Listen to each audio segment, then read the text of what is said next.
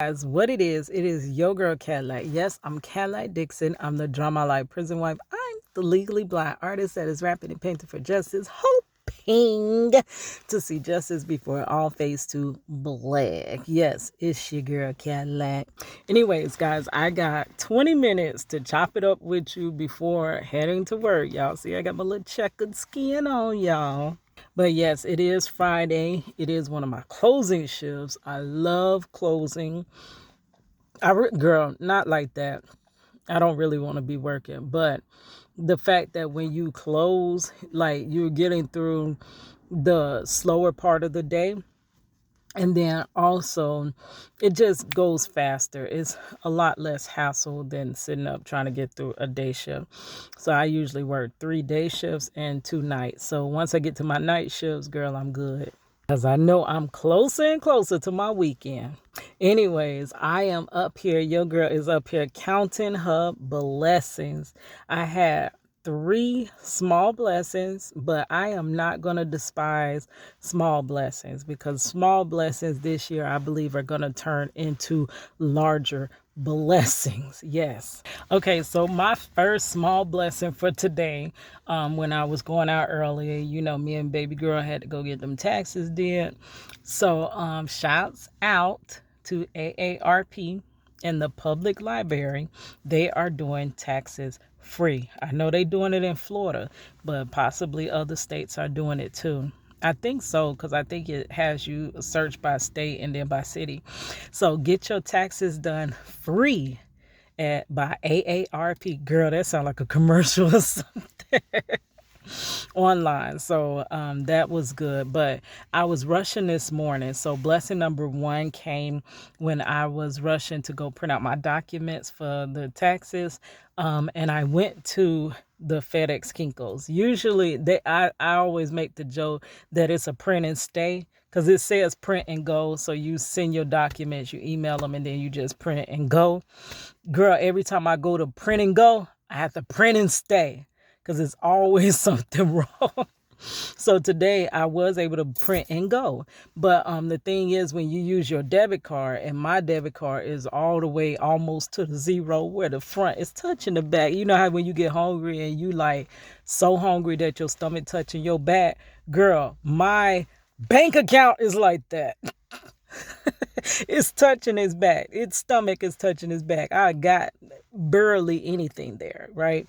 So I don't want to use my debit card to print from the machine because it puts a $10 hole. And, when you're at the bottom of your barrel, every dollar really counts, $10 can get me to work for a day. So I don't have time for them to be releasing the hold and stuff. So, and plus if you print twice, that's 2 $10 holds. So that's what I don't like about that. So I'm loading my little card. So you can get a FedEx card, FedEx Kinko's card. I load on, I have $4 in my hand. I don't know how much my document's going to cost. I load on 4, but it spits one of my dollars halfway out, but it still loads it onto the card. So I got me a free dollar, girl. Yes, one free dollar, but it all adds up. I'm not going to despise small blessings. Blessing number 2 came when I went to the gas station. I had to get gas or it was going to be my ass. When I was heading to work. I'm just glad my light came on before, because it'll literally be off. And then when I'm on my way to work, I won't leave in enough time to get gas and I'll be out of gas. You know what I mean? So, or I'll just be late to work again. Okay. So, the light came on. I had a little $20 bill. I went in to go and put 20 on whatever pump, because I'm like, dang, this is literally the only 20 I hold right now. So I put the gas in there, right? And then I said, oops, I forgot to get my receipt, because now that I'm vlogging, well, I've been vlogging, been YouTubing, but now that I'm believing to get monetized, I said, just in case this channel just takes off, I might as well keep all my receipts, because I might be filing, YouTube income next year, right? So I said, let me go back in and get my receipt. My first mind said, forget it, girl, whatever. Just let that one go. So I said, no, let me go get my receipt. I go in and the lady is like, oh, and you left change on the pump. I'm like, I left change on the pump. How I left change on the pump? 53 cents. Girl, don't matter that is that small, the smallest blessing. But now we're adding up. I just got $1.53 blessing that I did not have earlier, right? Okay, and then the third blessing, small blessing, but we not going to despise small blessings. I had to go and I've been out getting my taxes done. I had to go pay the rent. So I've been doing hustle and bustle, running errands before I got to go to work, right? So I really hadn't ate since breakfast. So my dad was like, grab my sister something to eat because he's going to be out for a while. So I go to grab her something to eat. I go to Little Caesars to get the little $5, it's $5.99 now, lunch special. So the ladies like they prices are so sky high now, girl. But I said, do you have two of the lunch specials? And she's like, no, I only have one. I'm like, dang, okay. So I was gonna get one for me, one for my sister, but you only have one. And I was like, you don't have two? And she's like, no, we only have one. I'm like, okay, let me get the one. So I'm bringing my sister something to eat home, right? Let me tell you how I walked through the house and I asked my sister, Chris, if she wanted to come and eat. And guess what she tells me? She already ate because my other sister brought her food. So had I bought two, we wouldn't have needed 2 meals. And by me buying one, the one meal that I bought for someone else ended up being the blessing for me so that I could eat that real quickly and run off to work. And I ain't got to go to work with my stomach touching my back. That reminds me of the story I was just listening to where Joel was talking about the lady and her last. And the prophet is coming to her to feed him. And she's like, but this the last meal my son got, sir. Like, is you for real? Feed you first? But God sent him there. So she goes ahead and makes his meal out of the last that she had. The last that she had ended up being overflow, and she had more and more and more just by being faithful through the blessing with her last. So I'm like, hey, if I stay faithful right here, because I'm at my last, girl. Who knows what can come of that, right? Wait, I had a whole nother point in this video. We ain't finna stop it right there. Anyways, Mr. Marcello, I got some good news. Mr. Marcello Jackson, my husband, the Florida man wrongfully incarcerated and wrongfully convicted and incarcerated wrongfully for 21 plus years in the state of Florida. My husband is graduating. Yes, he took in his camp that he's at, he took construction. He took construction classes. I'm glad to see that Florida DOC is starting to have courses come and activities, and he's actually receiving real job like certification. So when he gets out, girl, let's touch and agree. Let's touch and agree when he get out that he will have some skills to pay the bills.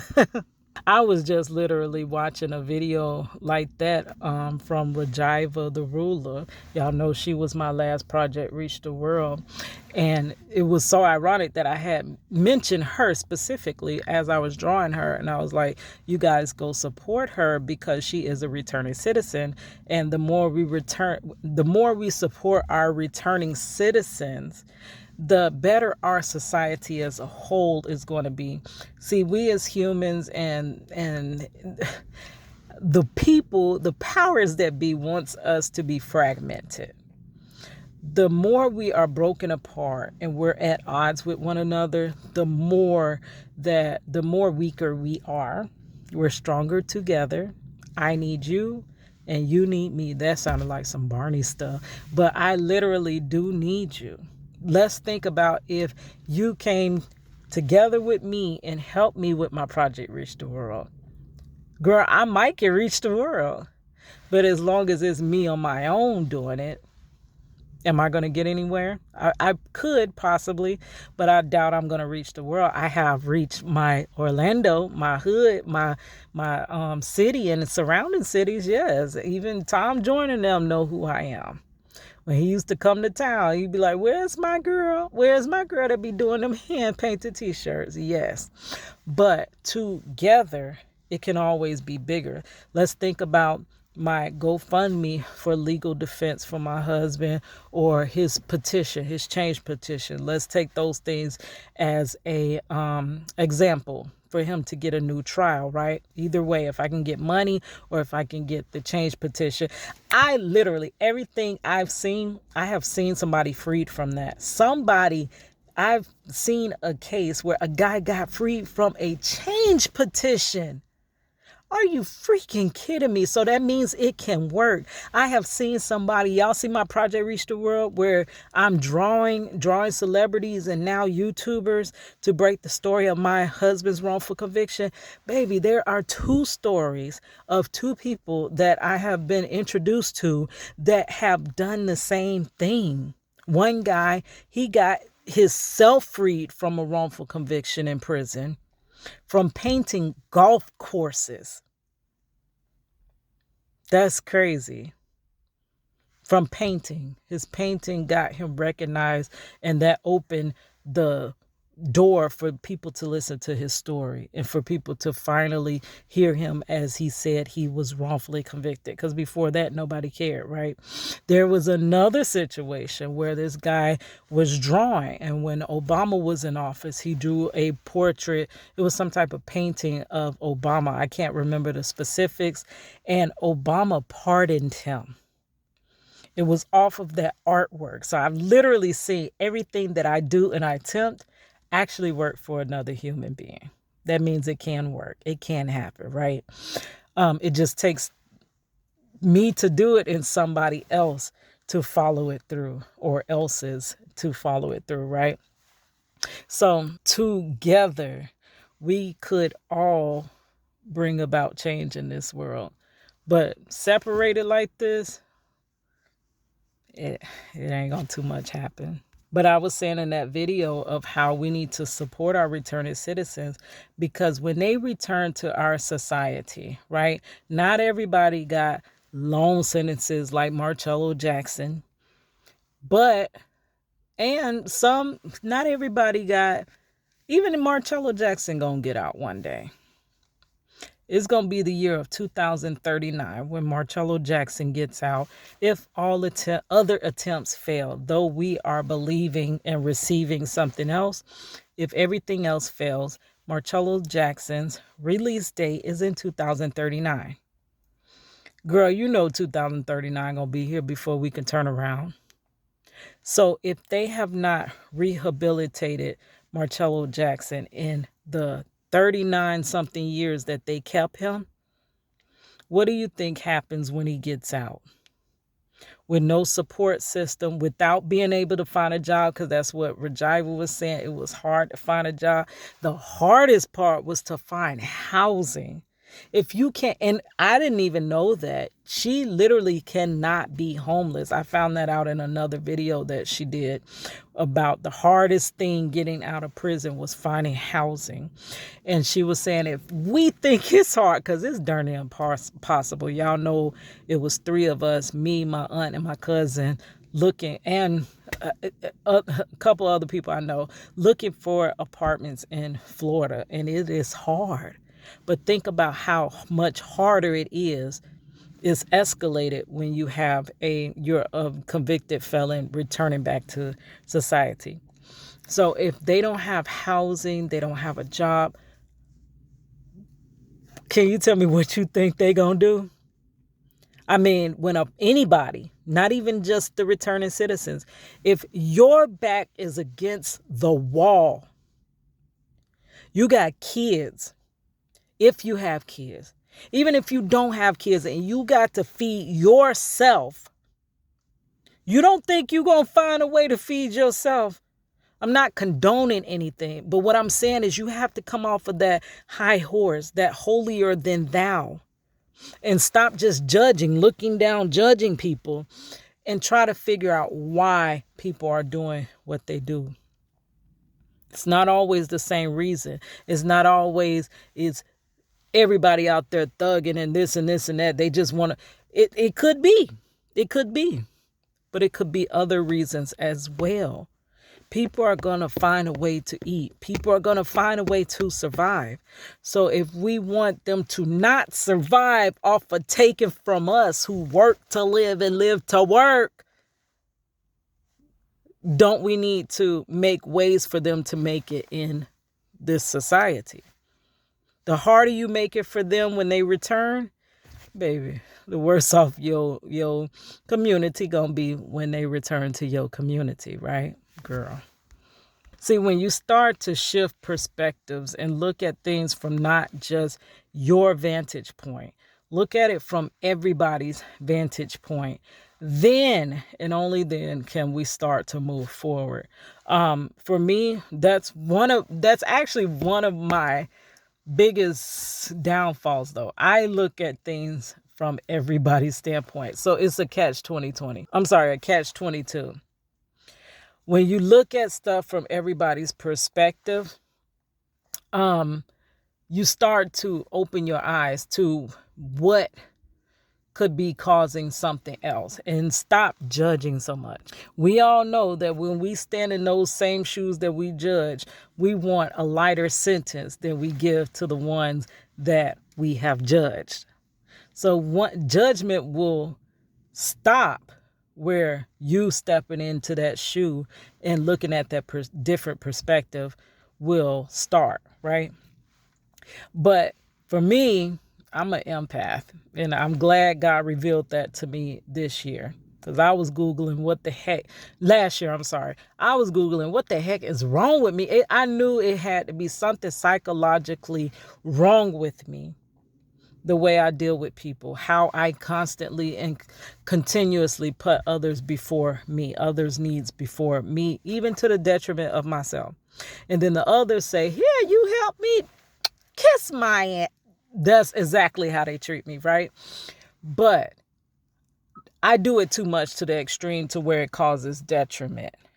But it's a good thing by looking at things through other people's eyes. I look through other people's eyes so much to a lot of times I don't make a decision of my own, because I'm like, well, if I do this, it's going to affect this person. And if I did that, but what if that affects that person? But what if, and that's how society really should be. We should all figure, if we do this, how is it going to affect the people around us? When we start living this way, not just me and a handful of empaths that are very hard to come across. If you have an empath in your life, baby, it's best to not use them, to not abuse them, and not take advantage of them. But that's what people tend to do with empaths. But whenever you do have an empath in your life, baby, hold on to them, because you ain't gonna meet too many more people just like them. But when we start taking those standpoints, not just the few empaths, but everybody, just imagine if everyone in this world thought about how they come and impact society. How much better would the world be? Girl, this would be utopia or something, girl. Anyways, I'm about to be late. I had a whole nother story. Oh, that reminds me, I need to do next project, Reach the World. Who actually helped me on that road of being an empath? Yes, the self-aware narcissist, Lee Hammock. I definitely need to do him a project, Reach the World. But I wanted to do the video about Fantasia and how they were saying that looked like they was finna hit me. How they were saying that people are making fun of Fantasia because she decided to go back to school. And I guess it's because of her age and stuff like that. That needs to go under my ageism because remember I was doing all the different discriminations I've been through. I definitely need to touch on that. But I'm going to have to do that when I get off for work tonight because now I work to live and live to work. And it's always time to work, girl. All right, it's your girl, Cadillac.